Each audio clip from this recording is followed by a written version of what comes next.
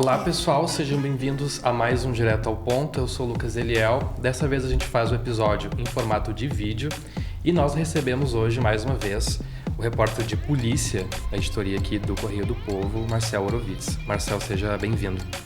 Uma honra, obrigado pelo convite, sempre à disposição.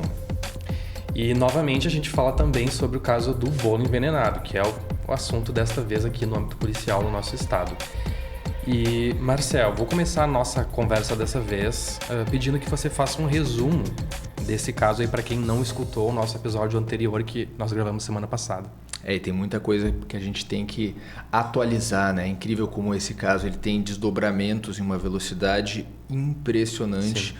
Todo dia um novo capítulo, nesse caso envolvendo um bolo de Natal. Para quem não lembra, tudo começou no dia 23 de dezembro em Torres, durante uma confraternização em família.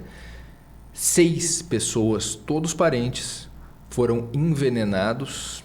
No dia 24 de dezembro, 3 dessas vítimas, 3 mulheres, morreram por conta da ingestão de um bolo. Um bolo que depois ficou comprovado através da amostra extraída em análise do IGP que havia doses letais de arsênio, um químico, metal pesado, que é a base do veneno arsênico.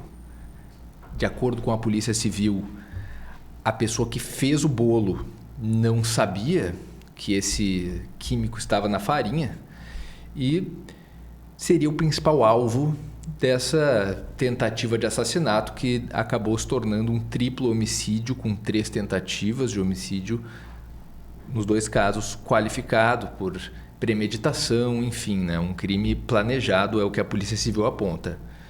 A nora dessa mulher que fez o bolo, a nora da Zeli, a Deise Moura dos Anjos, foi presa temporariamente no dia 5 de janeiro, depois de já ter prestado depoimento em condução coercitiva, no final de dezembro. Isso é uma coisa que poucos comentam. Ela e o marido foram levados, entre aspas, aí, à força para depor na ADP de Torres.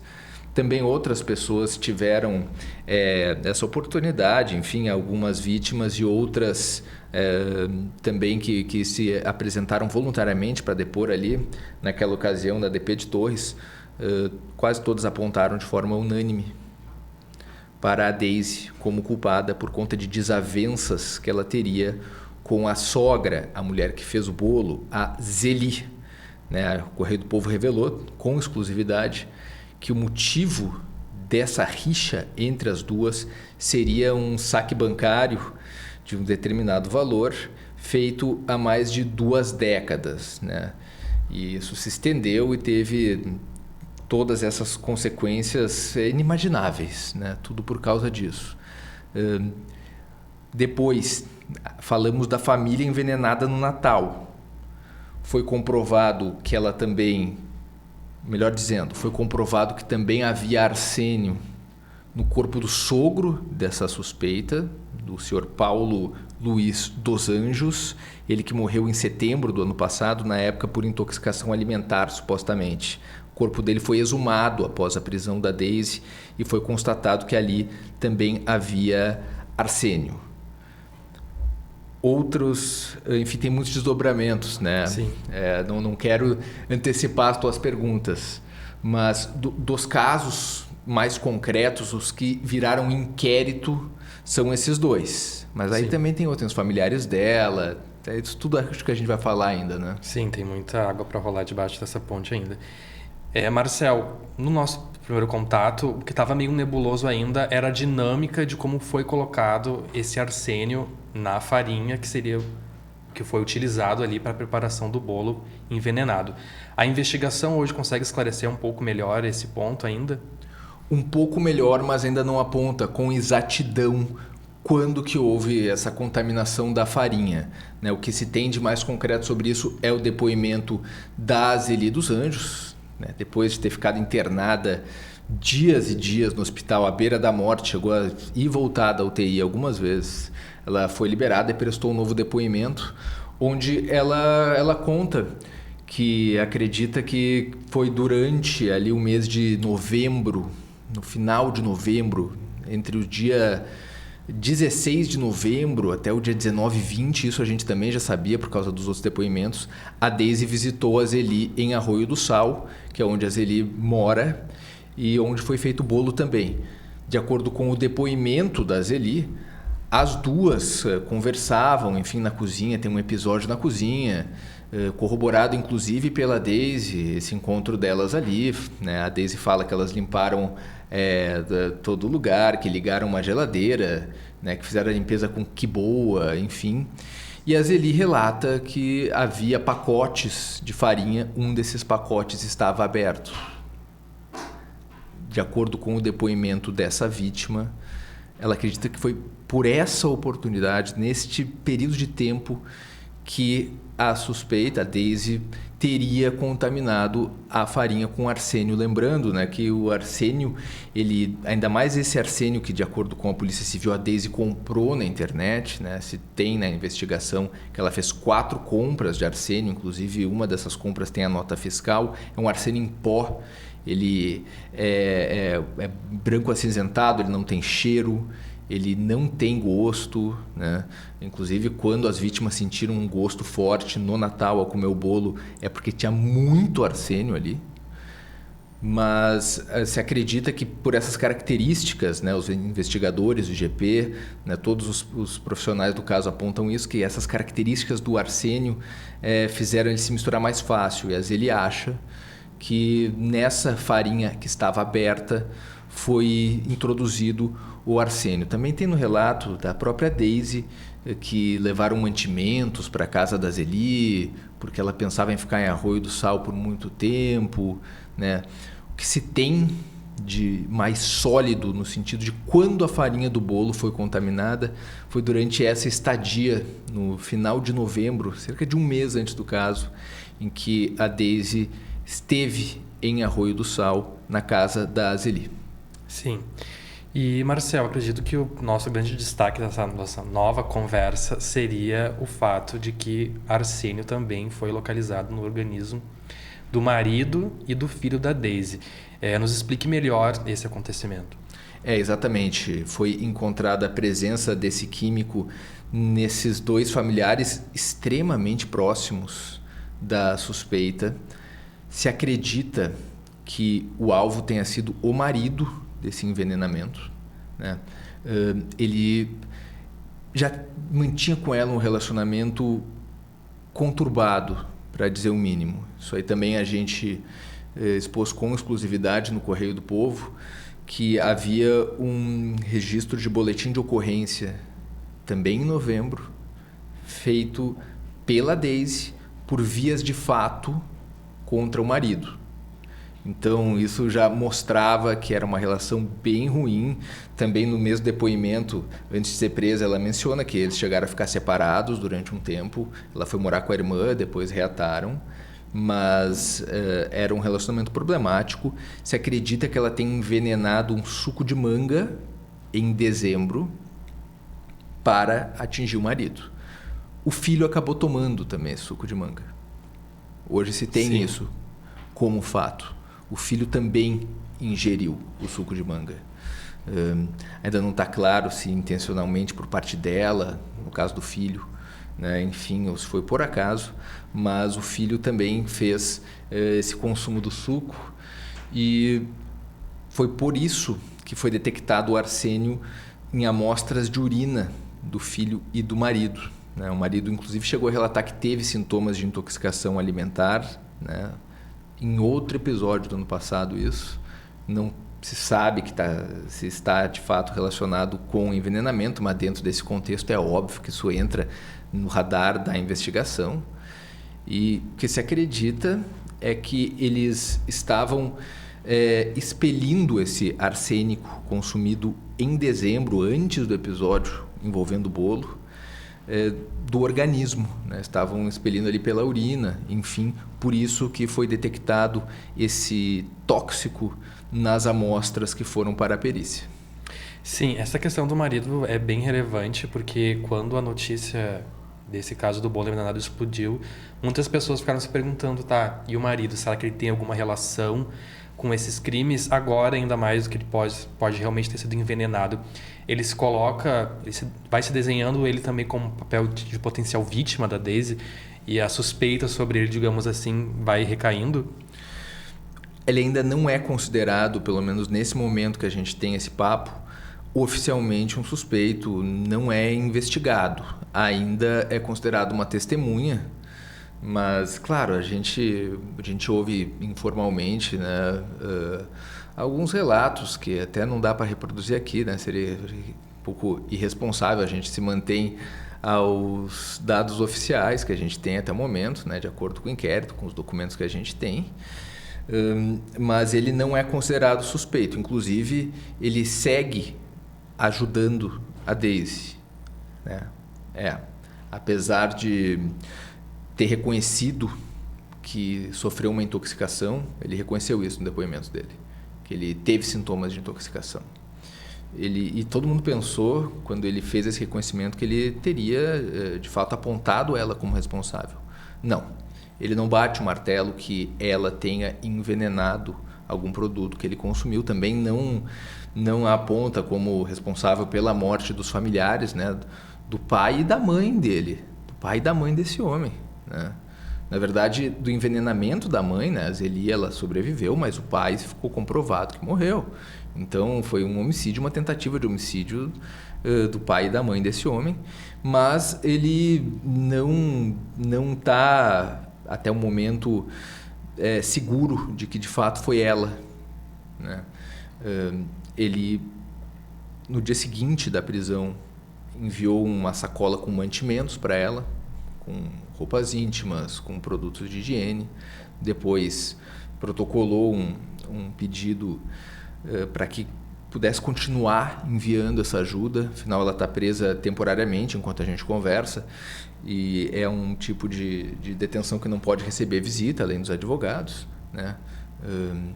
Ele, inclusive, está custeando a defesa dela, né? Sim, é bem curioso mesmo. Isso são tudo informações exclusivas que a gente está falando aqui com os amigos do Correio do Povo. E é tudo verdade. Então, é um relacionamento muito esquisito, mas ele também, enfim, ele está dando um voto de confiança a ela, né? Quem está próximo desse homem relata isso, que é um voto de confiança, né? Mas, nas palavras dele também, de acordo com pessoas muito próximas, teria dito que, caso fosse comprovado que ela fosse de fato a responsável pelos envenenamentos, inclusive dele mesmo e do filho do casal, ele a deixaria, aspas, apodrecer na cadeia, né? Sim. Mas ele ainda está nessa posição de incerteza em relação a tudo que está acontecendo, e ainda está oferecendo esse auxílio para ela enquanto ela está presa temporariamente no Presídio Estadual Feminino de Torres. Sim. Um outro fator bem importante na nossa conversa anterior, Marcel, foi a questão de que a exumação do pai da Daisy, que morreu anos atrás, não era descartada. Como é que está esse fator agora? A polícia, por hora, não vai pedir exumação.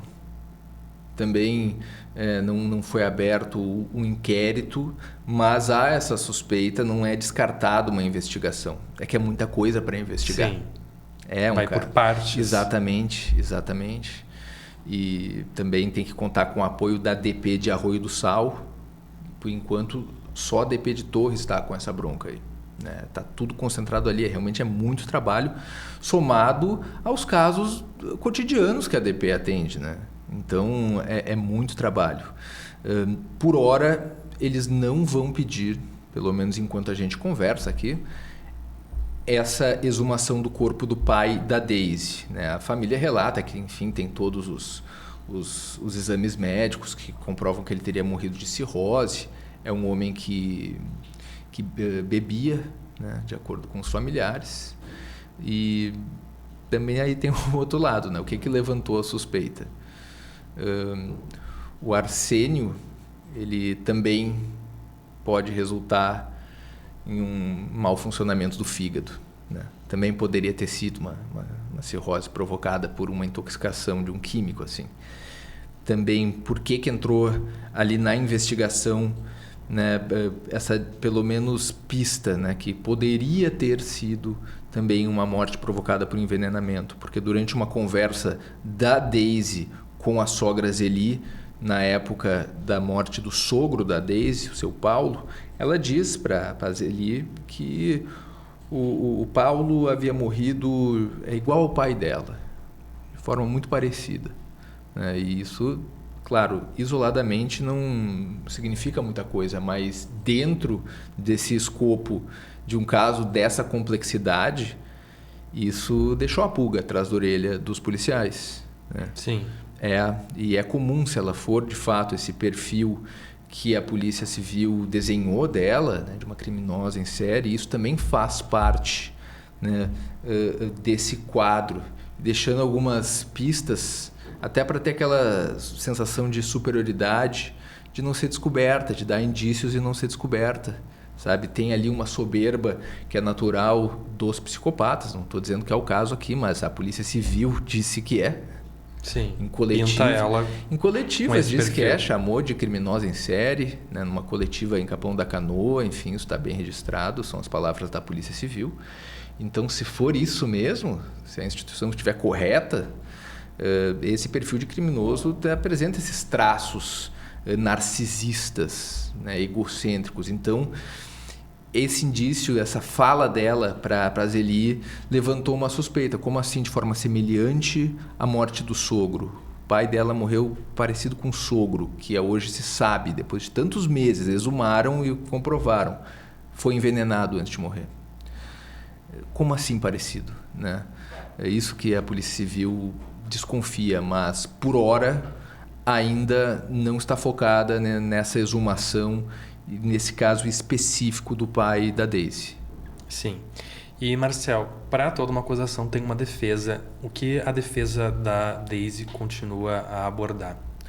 Diz que não tem provas de que ela de fato tenha colocado ali o arsênio em uma farinha, enfim, que não tem a prova material disso, que pode ter tido a participação de terceiros, que ela está sendo condenada previamente pelos policiais, nesse tipo de declaração, como a gente citou no caso da coletiva, enfim, que não há um elo entre essas evidências e o ato prático do envenenamento, né? Eles apontam que isso é um ponto fundamental para se ter uma acusação contundente, né? Isso que a defesa diz, que enquanto não tiver esse elo entre as evidências e o crime prático, como ela de fato fez isso. Eles dizem que as pesquisas em celular, enfim, não comprovam nada.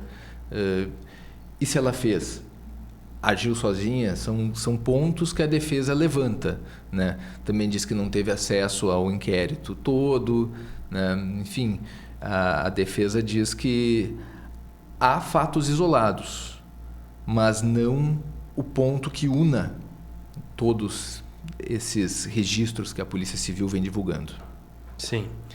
E um outro fator curioso, assim, Marcel, de toda essa história, você aborda numa reportagem que você publicou recentemente aqui no Correio do Povo, de como é que teria sido o comportamento da Daisy agora que está presa. Nos explique melhor essa situação. Foi descrita pelos agentes penais do Presídio Estadual Feminino de Torres como uma detenta exemplar. Mantém a cela limpa, organizada, uma pessoa obediente, nunca questiona as regras do estabelecimento ali penal. Também muito educada, quieta, diz que ela não puxa assunto com os policiais penais. Uma pessoa assim muito disciplinada, né? Seria a prisioneira ideal, né? A presidiária ideal em todo estabelecimento penal, né? Se todos os presos tivessem esse comportamento, sem dúvida a vida dos agentes penitenciários seria muito mais fácil. Também, por outro lado, eles relatam a completa falta de emoção, né? A Apesar de que hoje, nessa conversa que a gente fala, eu sei que hoje de manhã a irmã da Daisy foi lá e entregou uma receita de antidepressivo para ela. Ela faz tratamento de depressão, isso também é um outro assunto que a gente pode abordar no futuro. Não é recente essa depressão que ela tem, mas não demonstra emoções aos agentes. Ela parece tranquila, serena, né? Nenhum momento, segundo os servidores do Presídio Estadual Feminino de Torres, não dá sinais de estar abatida, né? Porém segue separada do restante da massa carcerária, né? Por quê? Inclusive ela toma banho de sol, fica 1 hora no pátio todos os dias, geralmente na parte da manhã, sempre num horário diferente do resto das detentas. Por quê? Porque as outras presas, essa explicação que os policiais penais nos passaram, as outras presas não aceitam crimes que envolvam crianças, né? No caso dela, agora tem essa presença do arsênio no filho, segundo o exame de perícia, e também teve um menino de 10 anos, que é filho de uma das vítimas fatais da ingestão do bolo. Esse menino quase morreu, ele ficou muito mal no hospital. Chegou a escrever uma carta extremamente comovente, que a gente divulgou também, em que pedia orações a ele e também às vítimas que faleceram, para que elas encontrassem um lugar melhor. Então tem essa presença das crianças no crime. Por isso que ela não poderia ser misturada, né? Tem esse além do fato de estar ainda em prisão temporária. Isso também garante que ela seja isolada do restante da massa carcerária, mas mesmo que não fosse uma prisão temporária, não poderia interagir com as outras detentas, porque há esse risco de hostilidade. Inclusive, os relatos que a gente tem ali de dentro do presídio é que quando uma presa passa na frente ali da cela da Daisy, né, um presídio pequeno, não tem uma área separada, né, elas nem olham lá para dentro. Elas também não dizem nada direcionado a ela, né. A única interação que a Daisy tem com outros presos, pelo menos de acordo com o que os servidores nos relataram, é com a detenta que passa com um carrinho de livros do presídio, né? Tem uma biblioteca dentro do presídio. Então ela passa com esses livros e distribui leituras, né, para as detentas. Esse é o momento que a Daisy pega um livro, mas só. Não tem interação com nenhuma outra presa, nem com agentes penais.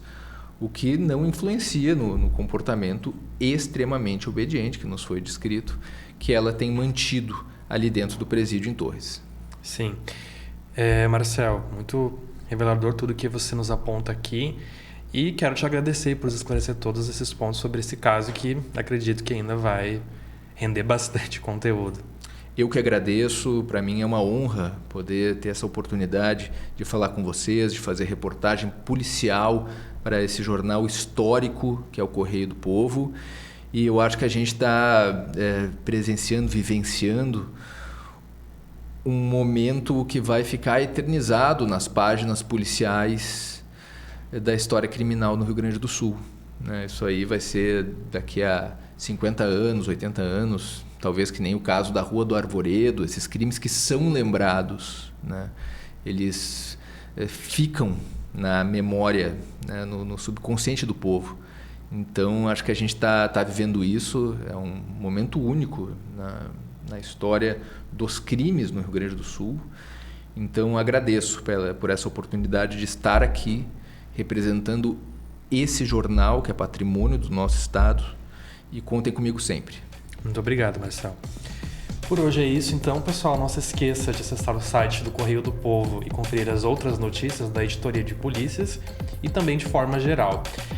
Se você não puder assistir esse vídeo, também esse conteúdo vai estar no formato tradicional ali nas plataformas de áudio.